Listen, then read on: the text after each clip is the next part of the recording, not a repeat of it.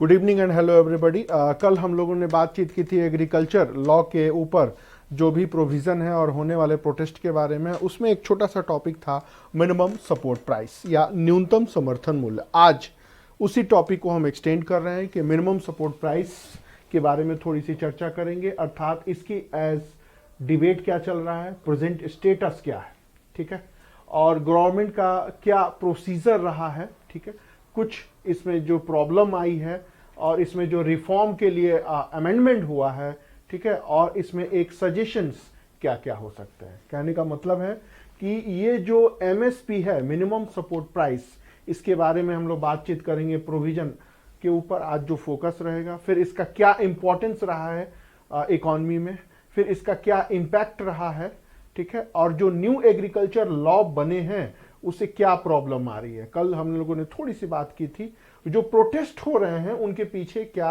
Occasions हैं, क्या responsible factor हैं, फिर उसकी एनालिसिस करेंगे कि जो गवर्नमेंट कह रही है और जो प्रोटेस्टर कर रहे हैं, अर्थात सरकार बनाम आंदोलनकारी का जो एक मुद्दा चल रहा है उसके ऊपर बातचीत करेंगे।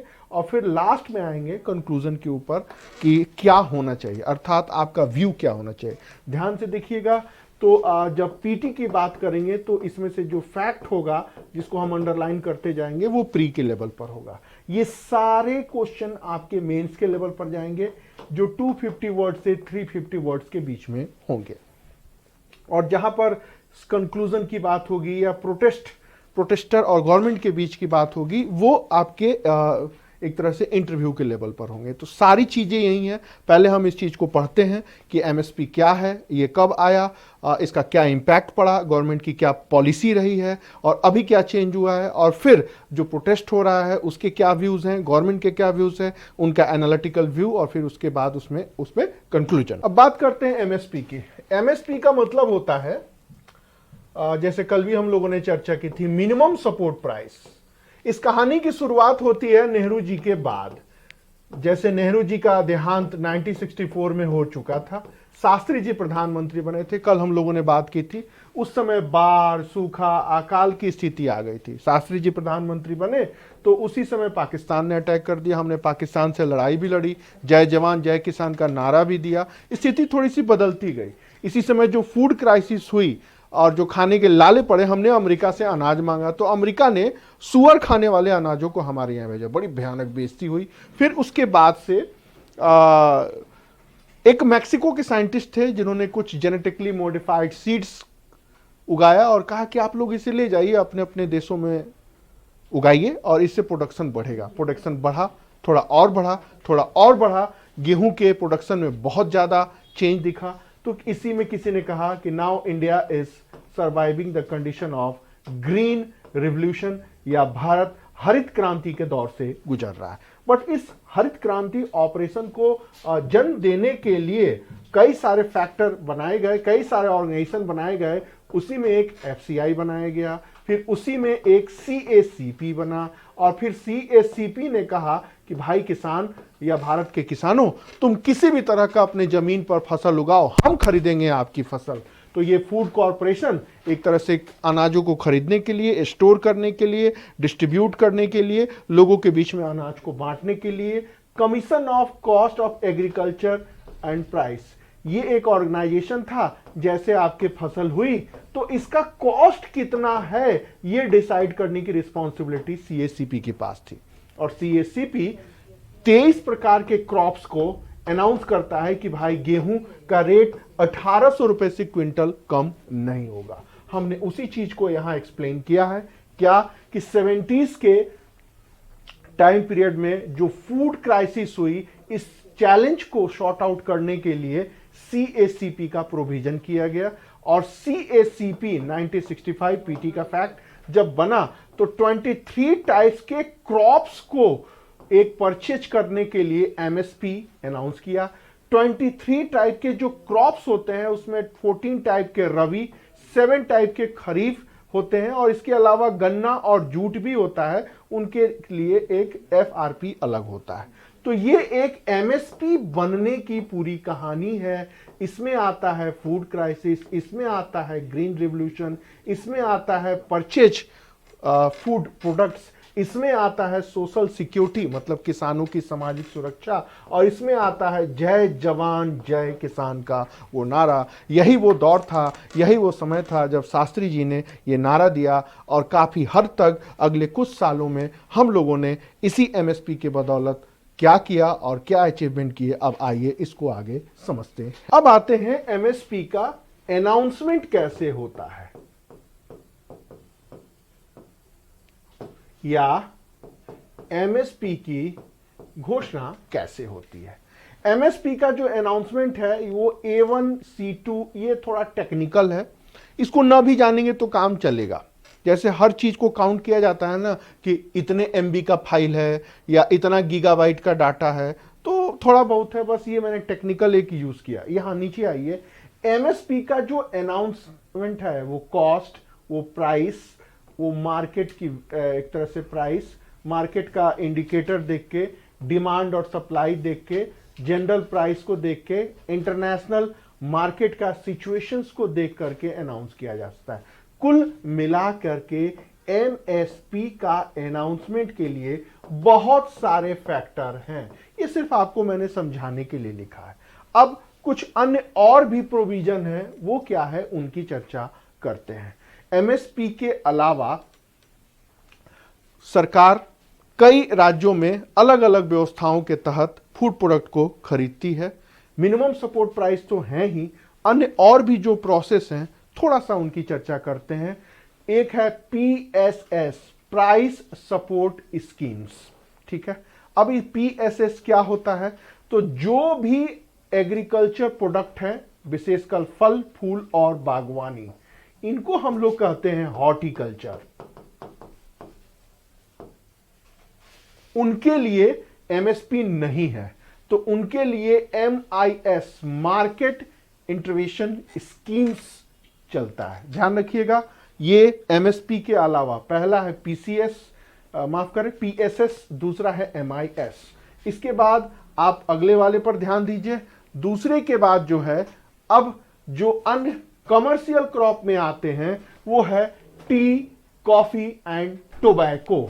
इनके लिए पीएसएफ, प्राइस स्टेबलाइजेशन फंड, ये बनाया गया है। ध्यान रखिएगा, एमएसपी के बाद की ये सिचुएशन है, ये तीसरा है, ताकि मार्केट में जो इनका प्राइस का फ्लक्चुएशन ऊपर नीचे होता है उसको कंट्रोल किया जा सके।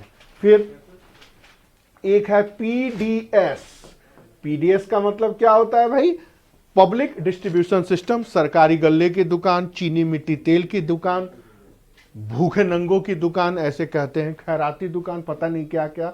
इसके लिए भी वीट और यहां पर एक तरह से राइस का परचेज किया जाता है, और यह परचेजिंग किया करता है एफसीआई, सुना होगा, फूड कॉर्पोरेशन ऑफ इंडिया।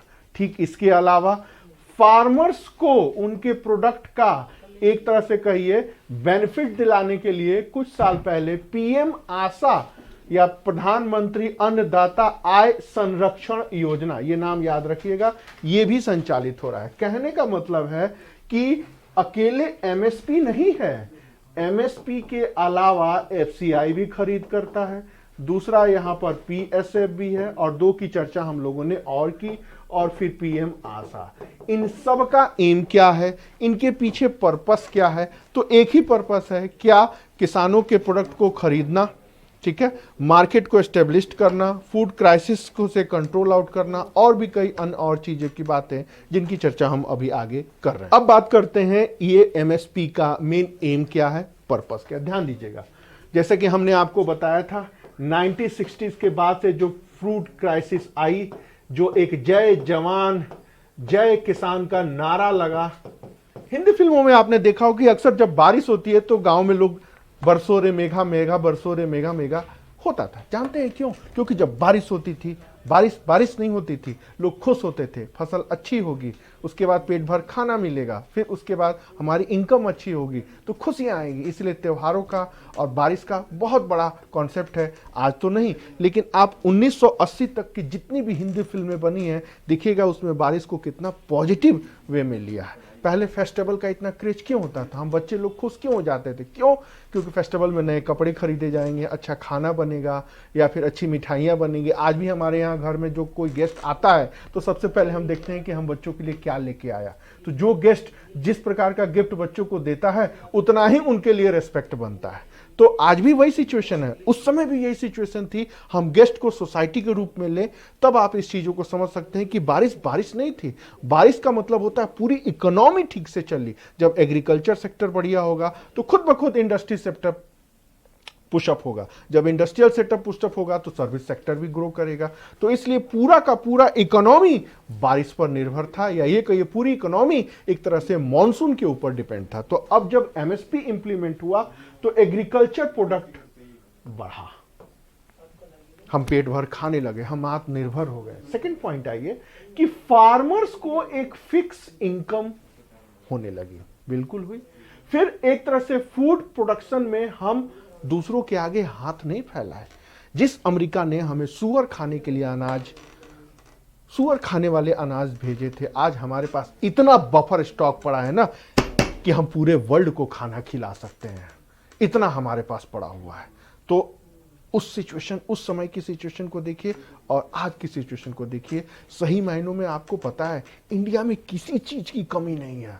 हमारे पास इतना लैंड है, दुनिया का सबसे बड़ा फर्टाइल जमीन है, हम सब चीज उगा सकते हैं, किसी के आगे हाथ फैलाने की जरूरत नहीं है। अभी आपने कोविड में देखा होगा, सारी साइंस टेक्नोलॉजी अचीवमेंट सब बेकार हो गया। तब आपको लगेगा कि 2 वक्त का अच्छा खाना मिल जाए यही जिंदगी है सबसे बड़ी बात।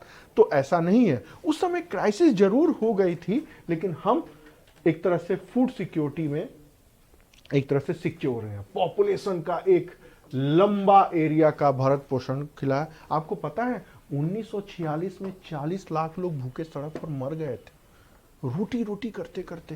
राजेश खन्ना की फिल्में देखी हैं, रोटी, अमिताभ बच्चन की देखे होंगे, सब हीरो हीरोइन गरीब होते थे। कोई ऐसा नहीं था कि शाहरुख खान की तरफ प्लेन पर आ रहा है, कभी खुशी कभी गम वाला, नहीं, सारे हीरो गरीब कैरेक्टर के होते थे। क्यों? क्योंकि भारत का मैक्सिमम पॉपुलेशन उस समय सर्वाइव कर रहा था फूड क्राइसिस से, भूख से। तो यहां भी दिखाया है कि पॉपुलेशन का एक लार्ज नंबर को हमने एक तरह से वो सारी चीजें इंप्लीमेंट कराई। फिर इकोनॉमी को बूस्टअप हुआ, स्टेबिलिटी आई, स्ट्रांगनेस आया। फिर more than 70% population depend on our agriculture, और उनको एक सोशल सिक्योरिटी मिली। आज भी स्थिति यही है कि 70% से ज्यादा population agriculture and agriculture allied activity के ऊपर डिपेंड है। गवर्नमेंट आंकड़े छुपाती है, कितने लोग हैं जॉब देने वाले, कितने लोग हैं जॉब कर रहे हैं, लेकिन आज भी देश का 70% आबादी हमारे गांव में रहता है। ये है भारत, और वो अभी भी गवर्नमेंट आंकड़े की हेरफेर करती है, लेकिन हमें सरकारी नौकरी पाना है तो गवर्नमेंट के आंकड़े को ही इंप्लीमेंट करना पड़ेगा। मोर देन 70% पॉपुलेशन को जीने, खाने, स्टेबल रहने और खड़े होने का एक मीडियम मिला, और एक फूड का विशाल स्टोरेज बफर स्टॉक हमारे पास पड़ा हुआ है। और मैंने आपको क्या कहा, इतना बफर स्टॉक है ना कि हम दुनिया को अकेले खाना खिला सकते हैं। एक और बात मैं कहना चाहूंगा, आज अमूल, नाम सुने होंगे, आनंद मिल्क यूनियन लिमिटेड, वही अमूल मक्खन वाला, इसके पास इतना दूध है ना कि अगले 2 साल तक भारत के एक एक आदमी को यह दूध सप्लाई कर सकता है। 2 साल तक फ्यूचर में इतना दूध स्टोरेज किए हुए हैं हम। तो हमारे पास भी इतना अनाज है कि पूरे वर्ल्ड को हम खाना खिला सकते हैं। तो ये ड्यू टू पॉसिबल हुआ वही एमएसपी के पॉलिसी के तहत। तो ये हुए एमएसपी के कुछ पॉजिटिव इम्पैक्ट जिनकी चर्चा हमने आपसे की। अब ये तो थी हम लोगों की पॉजिटिव बात। आइए अब बातचीत करते हैं थोड़ी सी निगेटिव, मतलब दोनों एस्पेक्ट्स को लेके चलेंगे। एमएसपी का नेगेटिव एस्पेक्ट्स या नेगेटिव इम्पैक्ट, जैसे हमने बताया अब एमएसपी वोट बैंक की पॉलिटिक्स बन गई। थोड़ा सा ध्यान दीजिए, ये एक हरियाणा, एक राजस्थान और एक वेस्ट यूपी, और ऊपर पंजाब, नीचे आ जाइए बिहार और यूपी। यही एग्रीकल्चर लैंड है सबसे बड़ा। अब यहां पर यह जातिगत गठजोड़ का कारण बन गया। जितने भी एग्रीकल्चर बेस्ड फैमिलीज थी, फार्मर्स थे, उन सब का एक कास्ट बहुत बड़ा जनाधार था। बहुत पहले चौधरी चरण सिंह ने एक नारा दिया अजगर का। अजगर का मतलब अहिर, ज से जाट, ग से गुजर और राजपूत, इनका एक गठबंधन बनाया। और उस समय 1978 में भी ये पीएम बने, फिर बाद में देवीलाल भी। कहने का मतलब है एक पावर पॉलिटिक्स का गढ़ बन गया। अब जो एमएसपी में थोड़ा बहुत इंटरफेरेंस करता, छेड़छाड़ करता, प्रॉब्लम आने लगती। तो कहने का मतलब है एमएसपी वोट बैंक पॉलिटिक्स का एक मीडियम बन गया। हमने वही बातें कही, लेकिन हमने कहीं भी अहिर, जाट, गुजर और राजपूत, अजगर का नाम नहीं लिया, सिर्फ आपको नाम बताया। आज देखिए आपके पॉलिटिक्स में, उत्तर प्रदेश में चले जाइए मुलायम जी हैं, बिहार में चले जाइए नीतीश बाबू हैं, सब लोग उसी पॉलिटिक्स, किसान पॉलिटिक्स के ग्राउंड से आए हुए हैं। तो पहली बार जो अजगर नामक एक कास्ट बेस्ड सिस्टम उभरा, जो पर्दे के पीछे से चल रहा है, बहुत पावरफुल होकर के उभर के आया। फिर जो लीडर्स थे वो एमएसपी का अनाउंसमेंट करते और चुनावी राजनीति का एक फार्मूला बन गया। जैसे चौधरी चरण सिंह ने कहा कि इस बार एमएसपी इतनी होगी, और राजस्थान, वेस्ट यूपी, हरियाणा को मिलाकर के सीधे पीएम का दावा ठोक दिया। मिल गया इतनी सीटें बहुत। उत्तर प्रदेश और राजस्थान और क्या नाम है, मध्य प्रदेश, माफ करें, उत्तर प्रदेश, राजस्थान और हरियाणा को मिला दे, सरकार बन जाएगी। तो एक बहुत पावर पॉलिटिक्स का एक बन गया, और फिर इसमें कोई छेड़छाड़ नहीं कर सकता था। दूसरा, जब फूड एमएसपी अनाउंस हुआ तो उसमें एक तरह से वीट और राइस के प्रोडक्शन के ऊपर ज्यादा जोर दिया गया, और जब दिया गया तो जो ये दलहन और तिलहन, दलहन का मतलब यहां पर एक हो गया आपका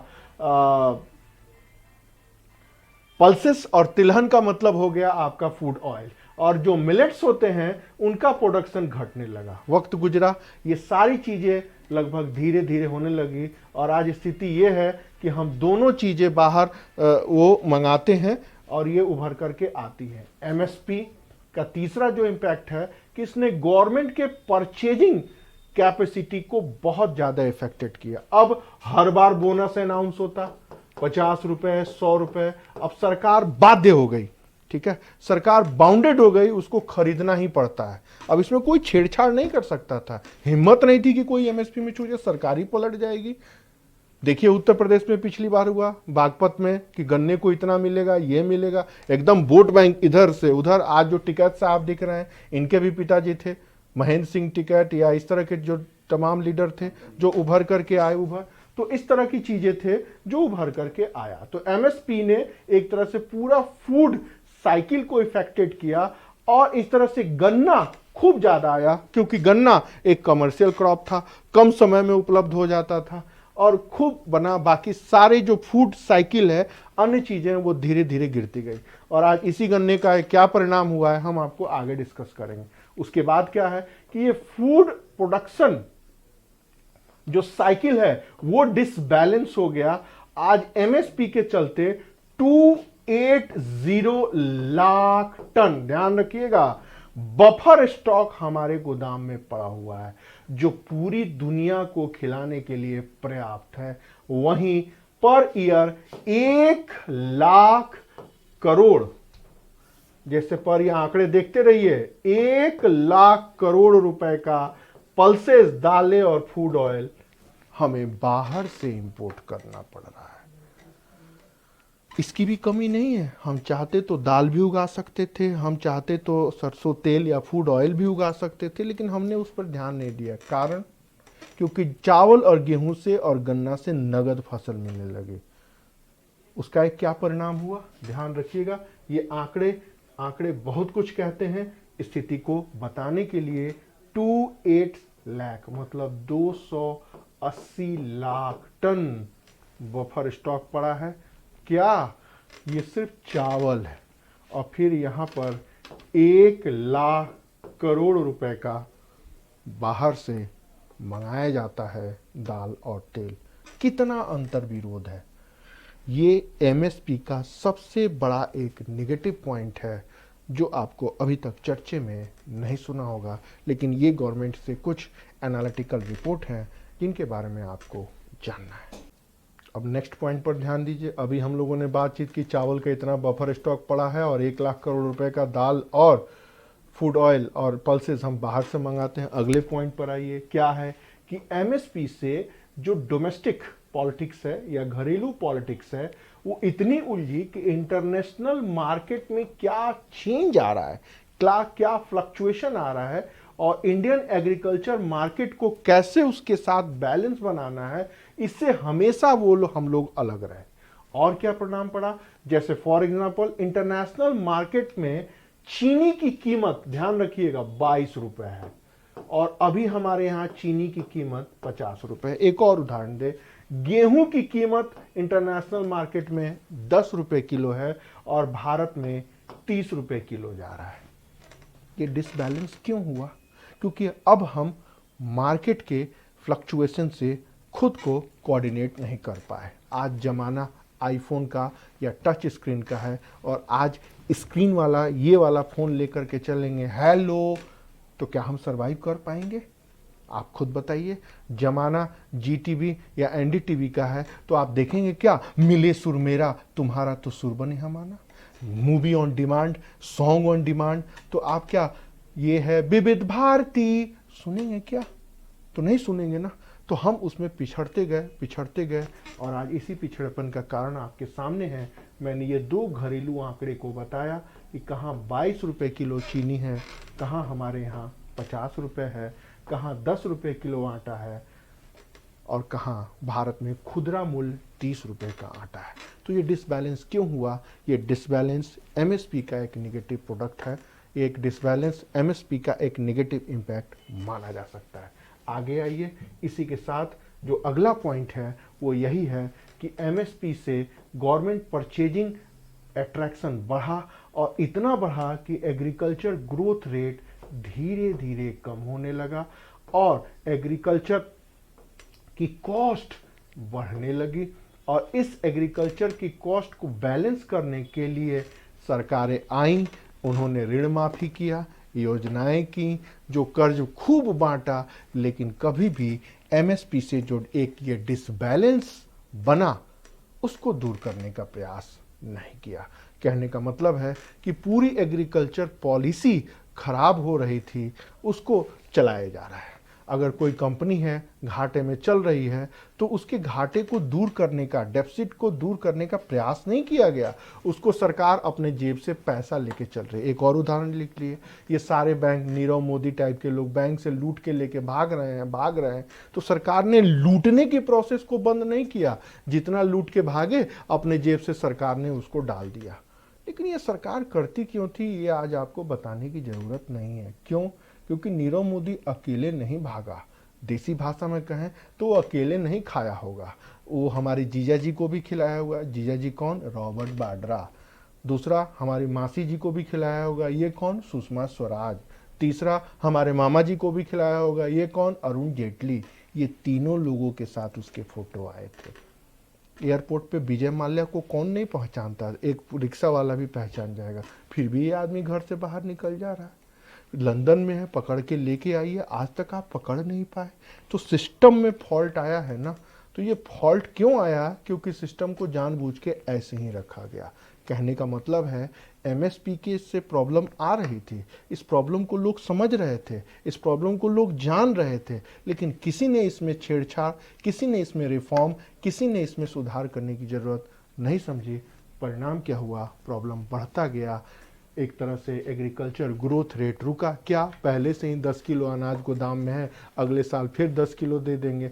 आपके घर में 50 केजी अनाज बफर स्टॉक पड़ा है और कोई इसका यूटिलाइजेशन नहीं है, तो ये तो निगेटिव होता जाएगा ना, और ज़्यादा निगेटिव होता जाएगा। कल कोई अनाज सड़ जाएगा, इसमें कीड़े लग जाएंगे, चूहे लग जाएंगे और एक दिन बाद आपको कबाड़ में बेचना पड़ेगा।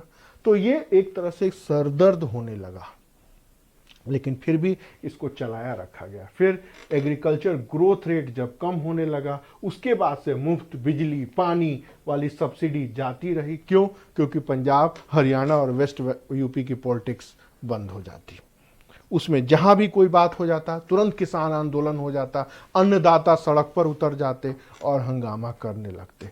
आज टीवी है तो आपने देखा कि अन्नदाता किस तरह फुट मसाज कर रहे हैं, अन्नदाता किस तरह मर्सिडीज से आ रहे हैं, अन्नदाता किस तरह डीजे से आ रहे हैं। अरे भाई, ये जो किसान आपको दिख रहे हैं ना अन्नदाता, ये 4% है। कल भी हमने बात की थी, आज भी हमारे 96% जो किसान हैं ना, वो 1 हेक्टेयर या 2 हेक्टेयर की ज़मीन से नीचे वाले हैं, जिनको भरपेट खाना नसीब नहीं होता।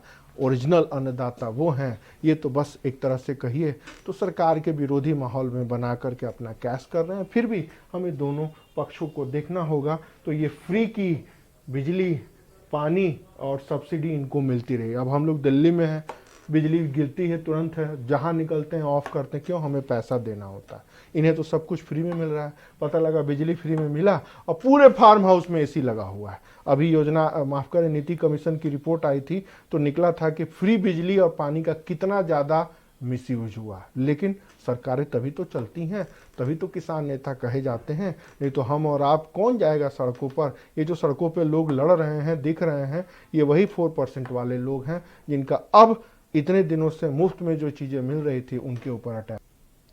अब नेक्स्ट पॉइंट पर आइए। अभी जैसे हम लोगों ने बात की थी पूरा मार्केट कैसे आया। एमएसपी का 80% जो परचेज है पंजाब हरियाणा तक ही लिमिटेड है। मतलब पूरा का पूरा 80% पैसा कहाँ जा रहा है? पंजाब और हरियाणा में। और जो अदर स्टेट हैं वो बहुत कम प्रॉफिटेबल हो रहा है। ठीक, नेक्स्ट पॉइंट, एमएसपी से वोट बैंक पॉलिटिक्स का जो फॉर्मूला निकला, अब वो एमपी और छत्तीसगढ़ में लागू हो रहा है। कहने का मतलब है वहां भी सरकारें किसानों को बोनस के नाम पर पैसे बांट रही हैं और एक अलग से वोट बैंक बना रही हैं। पहले वोट बैंक कैसा था? दलित जोड़ लो, ब्राह्मण जोड़ लो, मुस्लिम जोड़ लो, कांग्रेस का वोट बैंक शुरू। फिर उसमें बाद और आ गया क्या? अजगर का आया, अहिर, जाट, गुजर और राजपूत। फिर उसमें आ गया क्या? मुस्लिम और यादव, उत्तर प्रदेश और बिहार उसमें आ गया। फिर उसमें आया सोशल जस्टिस। फिर उसमें आया चढ़गुंडों की छाती पे लगा दे मुहर हाथी पे, बहुजन समाज पार्टी, वाहन जी आए। इस तरफ आया। फिर उन्होंने क्या नारा लगाया? सर्जन हिताय सर्जन सुखाय, ब्राह्मण शंख बजाएगा, हाथी दिल्ली जाएगा। ठीक उसी तरह ये सब कॉन्सेप्ट चलते रहते हैं। आजकल राम राज का कॉन्सेप्ट अपने योगी बाबा कमाल किए हुए हैं। तो इस तरह सत्ता की जो दांव पेच है वो सब बदलते रहते हैं। इससे जो वोट बैंक बनता है वो बहुत पावरफुल होता है। और अब ये पंजाब हरियाणा के बाद शिफ्ट हो गया है कहाँ? मध्य प्रदेश और छत्तीसगढ़ में। तो ये जो मध्य प्रदेश के हमारे मामा जी हैं ना, शिवराज मामा, ऐसे ही पॉपुलर नहीं हुए हैं, उनके पीछे कुछ है। और ये जो छत्तीसगढ़ के रमन सिंह थे जो हार गए, उनको कहा जाता था चूड़ा वाले बाबा। वो गांव गांव चूड़ा बंटवाते थे और चूड़ा चावल को खरीदते थे। और ये मामा गांव गांव खाता खुलवाते थे और जिनके घर में कन्या हो गई उनके नाम पर पैसा डिपॉजिट करते थे। तो ये जो पावर पॉलिटिक्स है वो यहीं से बनती है। अब इन चीजों को अब आपने पता नहीं ग्रास रूट लेवल पर देखा या नहीं देखा है। तो अब ये एक तरह से पंजाब और हरियाणा की पॉलिटिक्स शिफ्ट हो रही है कहाँ? एमपी और छत्तीसगढ़ में। क्योंकि ये उतना फर्टाइल लैंड, उपजाऊ जमीन वाली नहीं है, ये यहां पर है तो ये पावरफुल है। अब गेहूं और धान की जो परचेजिंग हो रही है उसमें यहां पर स्टोरेज कैपेसिटी नहीं है, ट्रांसपोर्टेशन नहीं है, वो डिस्ट्रीब्यूट भी ठीक ढंग से नहीं हो रहा है, वो एक्सपोर्ट भी नहीं हो रहा है, फिर भी परचेजिंग हो रही है और अनाज को खुले में सड़ाया जा रहा है। ये आपने फोटो देखा होगा, ये देखिए ऐसे ये अनाज की बोरियां हैं। फिर आप देखेंगे तो इसमें पैरट लगे हुए हैं और इसको काले पर्ती से हुआ है, ढका गया है। और यहां पर ये पानी भी लगा है और यहां ऊपर सूरज भगवान ऊपर से चमक रहे हैं। ये सीन आपने देखा होगा अखबारों में। तो ये सीजन अभी भी चल रहा है। आपको अभी आप मध्य प्रदेश छत्तीसगढ़ में यही सीन चल रहा है। लेकिन इससे पावर पॉलिटिक्स बन रही है, इससे वोट बैंक मजबूत हो रहा है। और जो एक के बाद दो तीन जो सरकारें चुन के आती हैं ना, तो ये कोई चमत्कार नहीं है। ये चमत्कार ये है कि अनाज सड़ाया जा रहा है, इनको पैसा दिया जा रहा है। ठीक है, तो अभी हमने किसी का नाम नहीं लिया, आपको सारी बातें कह दी। क्या? वोट बैंक पॉलिटिक्स और ये एंट्री मारा। ध्यान रखिएगा यही सारी चीजें हैं जो आपको बचना है। हिंदी भाषी राज्यों के लोग क्या कहते हैं? एक तो ब्लड में पॉलिटिक्स होता है, हर आदमी पॉलिटिशियन है, कुछ ना कुछ लिख देता है, मुलायमा, ललुआ, मुदिया, मायोतिया। ध्यान रखिए इस तरह की कोई बात आपको नहीं करनी है। आप एक ब्यूरोक्रेट बनने जा रहे हैं, आईएएस ऑफिसर बनने जा रहे हैं, तो आपके अंदर उस तरह की पर्सनालिटी होनी चाहिए कि आप जान सब कुछ रहे हैं, समझ सब कुछ रहे हैं, बट बोल नहीं रहे हैं। बोलिए अपने सर्किल में। यहां पर आपका जजमेंट कैसे होगा? आंसर को देख के। या इंटरव्यू को देखकर भी। तो यहाँ पर हमने सब चीज़ें कह दी क्या कि एक नया पॉलिटिक्स का सेंटर बन रहा है, इसकी परचेजिंग हो रही है और बिना स्टोरेज के, ट्रांसपोर्टेशन के, डिस्ट्रीब्यूशन के, एक्सपोर्ट के बैलेंस को इसको खरीद किया जा रहा है और ये खुले में सड़ाया जा रहा है। कहने का मतलब है जो वहाँ होता था अब ये यहाँ हो रहा है। अब नेक्स्ट पॉइंट पर आइए। एक तरफ बफर स्टॉक अनाज सड़ रहा है, उसके बाद भी मार्केट में अनाज के दाम बढ़ते जा रहे हैं।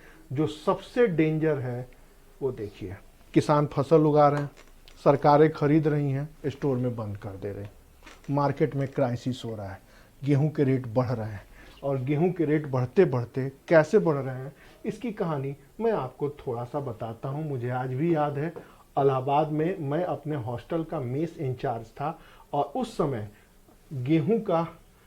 समय आटे का रेट 2008 में 8 रुपये किलो था। याद रखिएगा, वक्त गुजरा, इसी तरह सरकारों ने गेहूं खरीदा, गोदाम में सड़ा दिया, गेहूं की क्राइसिस आ गई तो बाहर से अनाज मंगाया गया और गेहूं का रेट हो गया 11 रुपए और ये सारा अनाज चुरा लिया एक कंपनी ने जो बनाते हैं मां के हाथ का बना हुआ रोटी, आशीर्वाद आटा। आपके आंख के सामने मैं बता रहा हूं।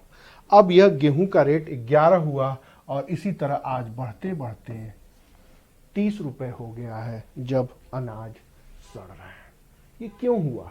ये सिर्फ एफसीआई की नाकामी है, ये एमएसपी की नाकामी है और ये पावर पॉलिटिक्स का एक नेगेटिव इम्पैक्ट है कि ये 4% जो आज धरना प्रदर्शन दे रहे हैं वो तो मालामाल हुए, लेकिन हमारी इनकम उतनी नहीं बढ़ी और आज आटे का रेट हो गया है 30 रुपए।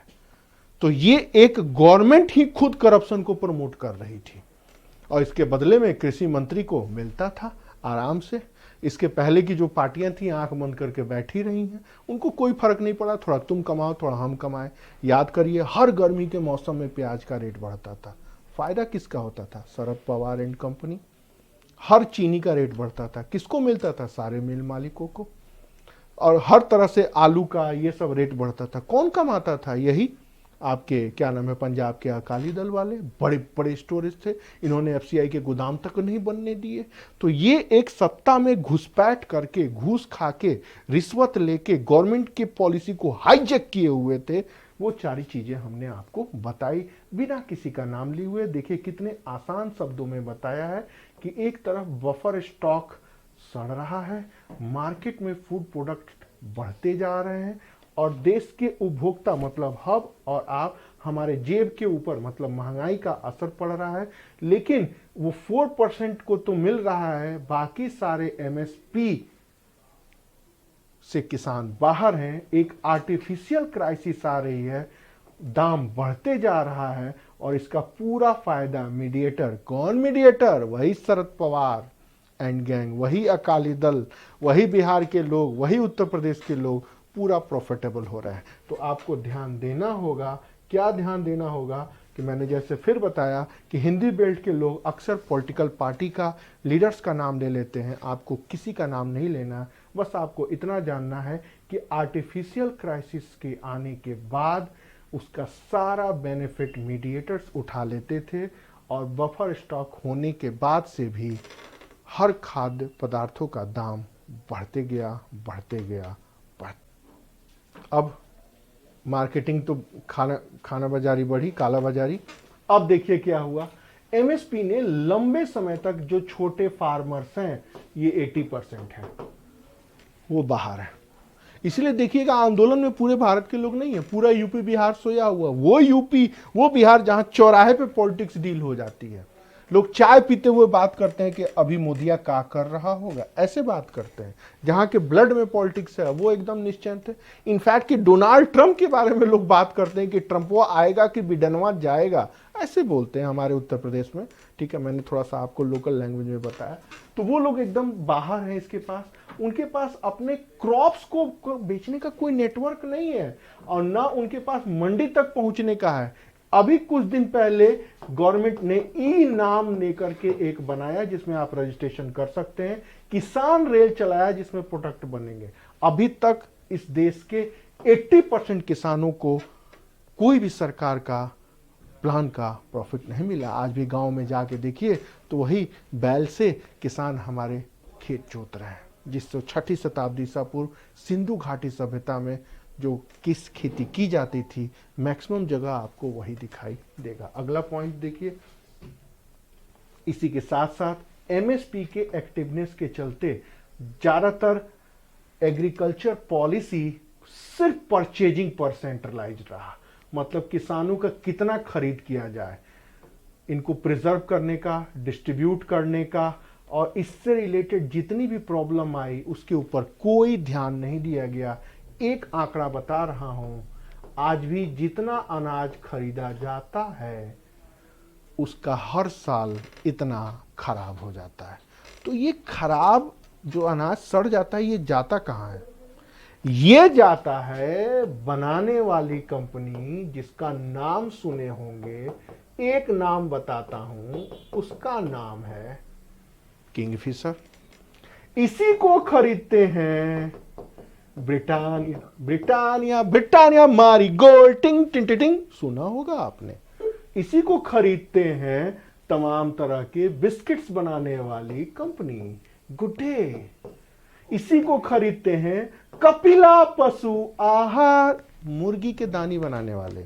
ये जानबूझ के अनाजों को सड़ाया जाता है। पूरा बियर मार्केट, पूरा ब्रेड मार्केट, बिस्किट मार्केट इसी पे डिपेंड है। इससे बड़ा करप्शन और क्या होगा? लेकिन देखिए, ये न्यूज में कभी आया नहीं। धन्य कहिए इंटरनेट का, सोशल मीडिया का, जो आज हमें इस तरह की पता लग रहा है। लेकिन देखिए, किसान आंदोलन में कोई इसकी चर्चा नहीं कर रहा है। क्यों? यही तो करते थे। अब इससे बड़ी बात क्या होगी कि 80% बाहर हैं, 20% पूरे सिस्टम को हाईजैक किए हुए हैं। मैंने तो सिर्फ 3 उदाहरण दिया। यही लोग सिस्टम को कब्जा किए हुए हैं, जिनकी रातों की नींद उड़ी हुई है, क्योंकि अब इनका मोनोपोली। अब हम लोगों ने पॉजिटिव बात कर ली, नेगेटिव बात कर ली। अब एज ए ब्यूरोक्रेट, आईएएस अधिकारी, आप क्या कहेंगे?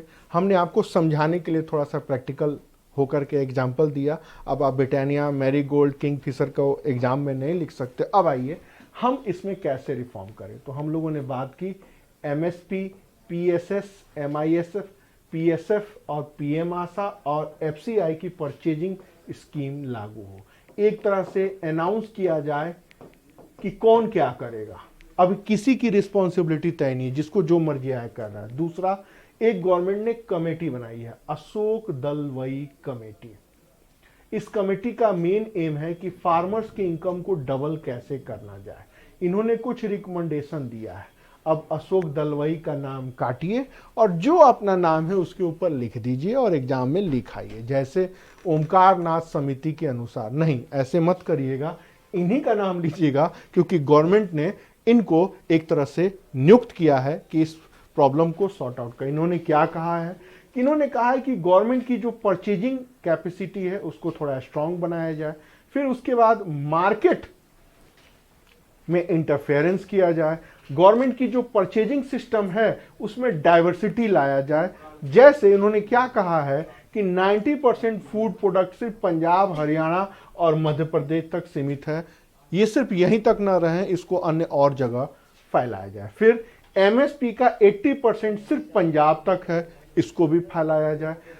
तिलहन मतलब जो आपके हैं वो सिर्फ 0.6% है। ध्यान रखिएगा, 1% भी हम अपना फूड ऑयल उगाते नहीं है, सब बाहर से आता है। और दालों की खरीद सिर्फ 10% तक है। अब आप खुद सोचिए, 1% भी हम फूड ऑयल नहीं खरीदते हैं और दाल सिर्फ 10% खरीदते हैं। इसको थोड़ा सा एक्सटेंड किया जाए। अशोक दलवई कमेटी साहब ने यही रिकमेंडेशन दिया है।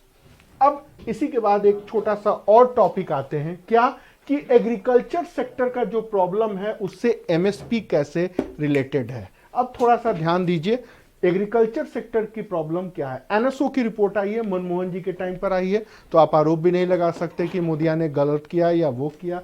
क्या कह रहे हैं कि अभी भी इस देश के 33% फार्मर्स 1 हेक्टेयर से नीचे की जमीन वाले हैं। सिर्फ ये 16 मतलब 100 रुपए में 16 रुपए इनको मिलता है। बाकी 84 रुपए के लिए ये मजदूरी करते हैं, रिक्शा चलाते हैं, ठेला कराते हैं, चलाते हैं, मनरेगा में मजदूरी करते हैं, बेगारी करते हैं। कितने लोग हैं इसमें? 33%। ये हैं अन्नदाता। आगे आइए, अगले जो 33% हैं वो 1 हेक्टेयर से कम के हैं और इनको भी अपने आमदनी का 40%, 40% एग्रीकल्चर से मिलता है। 60% के लिए ये भी दैनिक मजदूरी करते हैं। यही दो लोग आत्महत्या करते हैं, यही दो श्रेणी के लोग कर्जे में जाते हैं। यही वास्तविक हमारे अन्नदाता हैं। ये आंकड़े देखिए, किसने बनाया और कब बनाया, इसके ऊपर भी ध्यान रखिए। अगला पॉइंट देखिए, क्या कह रहा है। इस देश के 92% फार्मर्स 2 हेक्टेयर से कम जोत वाले हैं और इन्हें एमएसपी का कोई प्रॉफिट नहीं मिलता। ये है ओरिजिनल सच्चाई।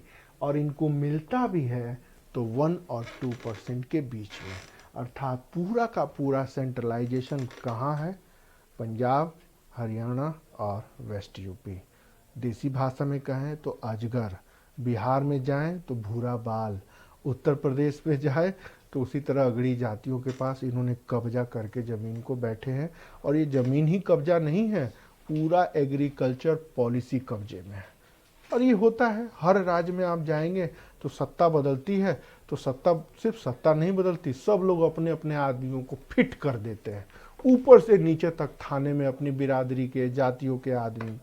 और जातियों का इस कदर पॉलिटाइजेशन हो जाता है, ये आपको उत्तर प्रदेश में आपको दिखेगा, एक एक थाने में और एक एक डिस्ट्रिक्ट में आपको दिखेगा। अब 2 हेक्टेयर वाले फार्मर्स, 92% फार्मर, 70% किसान किसी भी गवर्नमेंट वेलफेयर स्कीम को नहीं पा करते। कहने का मतलब है इस देश के 70% किसान जिनकी ज़मीन 2 हेक्टेयर से नीचे हैं, उनको कुछ मिलता ही नहीं है।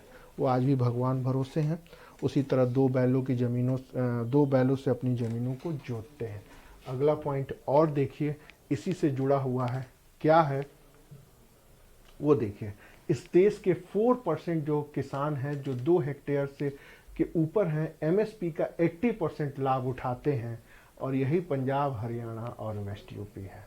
ध्यान रखिएगा, 4.1% यही मर्सिडीज वाले हैं जो आज आंदोलन कर रहे हैं। आगे देखिए, एमएसपी का पूरा प्रॉफिट पंजाब, हरियाणा, 4% किसान 2 हेक्टेयर से ऊपर जोत वाले तक लिमिटेड है और ये सिर्फ 15% ही हैं।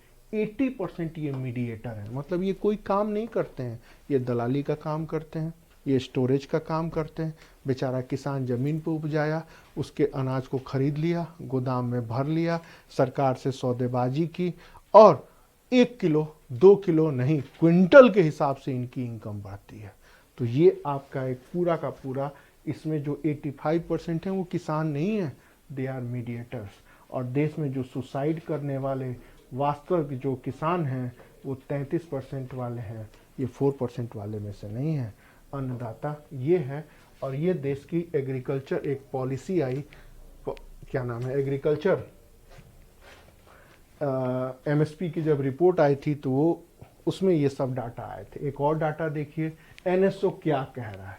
ये कह रहा है कि अभी भी एक तरफ वो 4% लोग सारा प्रॉफिट उठा रहे हैं और इस देश के 35% किसान किसी काम छोड़ के मनरेगा के मजदूर बन रहे हैं। दूसरा देखिए, 2001 से 11 के बीच 90 लाख फार्मर्स खेती बाड़ी छोड़ करके मजदूर बन गए, उन्होंने छोड़ दिया कि हम नहीं करेंगे। अब देखिए 2011 से लेकर के अब तक 12 करोड़ लोग खेती थे, अब 60% लोग इसमें मजदूर बन गए। और देखिए इस देश के 90% किसान सिर्फ जिंदा रहने के लिए खेती नहीं, मजदूरी और अन्य करते हैं, नहीं तो वो जिएंगे क्या। और देखिए एग्रीकल्चर एक्टिविटी से 90% लोग बिना मन से, उनके पास कोई ऑप्शन नहीं है, इसलिए वो जिंदा रहने के लिए एग्रीकल्चर एक्टिविटी से हैं। और एमएसपी का पूरा लाभ 4.1% किसानों तक लिमिटेड है जो 2 हेक्टेयर से ऊपर वाले लैंड के मालिक हैं। देश के 92% फार्मर एमएसपी से बाहर हैं क्योंकि वो 2 हेक्टेयर से कम जमीन वाले हैं। तो ये रिपोर्ट आई है मनमोहन जी के टाइम पर आई थी और ये उसी सरकार की रिपोर्ट है। वो भी सब जानते थे लेकिन उन्होंने कुछ किया नहीं। इसी साइकिल को, इसी चक्र को 3 जो नए कानून बने हैं उनको ये सारा साइकिल या चक्र तोड़ता है। तो ये था मिनिमम सपोर्ट प्राइस का पूरा कहानी या पूरा का पूरा स्ट्रक्चर। अब बात करते हैं एग्जामिनेशन की। तो अभी आपको जानना है क्या एमएसपी कब बना, सीएसीपी क्या आया, एफसीआई कब बना, सीएसीपी का प्रोसेस क्या है। ये पीटी का क्वेश्चन है। मेंस में जाएंगे तो ये सारे के सारे मेंस हैं और इंटरव्यू का क्वेश्चन होगा कि आप क्या कहना चाहेंगे या फिर प्रॉब्लम क्या है या फिर रिफॉर्म कैसे होगा। अब इसको मैंने एक सेम समझाने की बात कही है। इसका एक आंसर और क्वेश्चन का फॉर्मेट में मैं बना करके साइट पे अपलोड कर दूंगा, उसे आप इसे डाउनलोड कर सकते हैं। उम्मीद है आपने सारी बातें समझी होंगी, थोड़े दिमाग के परतों को खोला होगा और ये जो न्यूज़ चैनल और व्हाट्सएप और सोशल मीडिया की दुनिया है उससे बाहर निकले होंगे और सारे गवर्नमेंट के स्कीम्स को डाटा के साथ, फैक्ट के साथ, फिगर के साथ, एनालिसिस के साथ समझ में आया होगा। एक सिविल सर्विसेंट में, एक ब्यूरोक्रेट में, एक आईएएस अधिकारी में यही सारे इम्प्लीमेंट जो गुण हैं वो उनको देखी जाती है कि एक स्टूडेंट के पास अंडरस्टैंडिंग है या नहीं, या फिर आप भी एक कॉमन लोगों की तरह चौराहे पे खड़े होके लोगों की तरह बात कर रहे हैं। यही डिफरेंसेस एग्जाम में एग्जामिनर आपसे उम्मीद करता है। कोई स्पेशलाइजेशन नहीं है, ये सारी चीज़ें मैगजीन में, न्यूज़पेपर में अवेलेबल है। हमारे जैसे कोच की रिस्पॉन्सिबिलिटी है कि आपको टू द पॉइंट सारी बातों को प्री, मेन और इंटरव्यू के लेवल पर एक साथ रख के समझाए और जो एग्ज़ाम की रिक्वायरमेंट है वो चीज़ें आपको स्टेप बाय स्टेप बताए और कुछ प्रैक्टिकल चीज़ें भी बताए जिससे आपको बातें समझ में आए। लेकिन वो चीज़ें हमें एग्ज़ाम में नहीं लिखना है, वो चीज़ें भी आपको बताएं। तो इसके क्वेश्चन आंसर को भी हम पीडीएफ बना के डालेंगे।